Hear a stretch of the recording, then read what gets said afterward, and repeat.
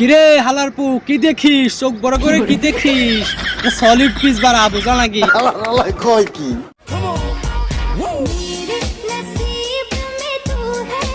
আমি বুঝা গেছি দোস্ত, তুই ভালো হবি না নে। তোর শালা চরিত্র সমস্যা আছে। আর ও যেভাবে মুসরামুসরি ঠাবাচ্ছে মনে হচ্ছে ওর সেটার মধ্যে আফ্রিকান লরা ঢুকে গেছে বাড়া। তার সুশ্রুতি এমন করতেছে বাড়া, বুঝলা নাকি?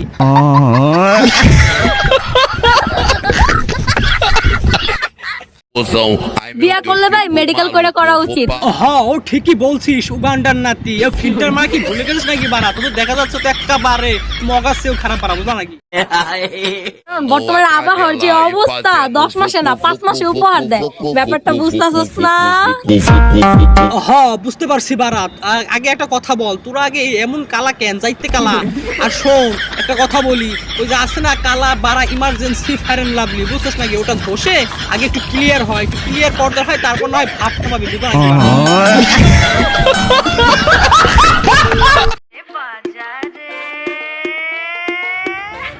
উরি বাবা, এটা কে শশার বোন সৌমারানি নাকি? আগে সে তো ভালোই পরিবর্তন হয়েছে। এই সাইজ মাইজ কি সবই পরিবর্তন হয়েছে বাড়া, বুঝলা নাকি? কয় কি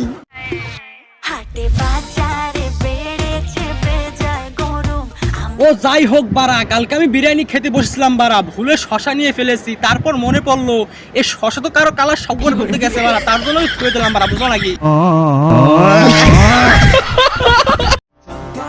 কিছু কিছু মানুষ জোনাকি পোকার মতো। তা তুমি মন্দ বলোনি সকিনা, কিন্তু হঠাৎ করে এমন কথা কেন বলতেছো? কোনো সমস্যা হয়েছে নাকি বাড়া?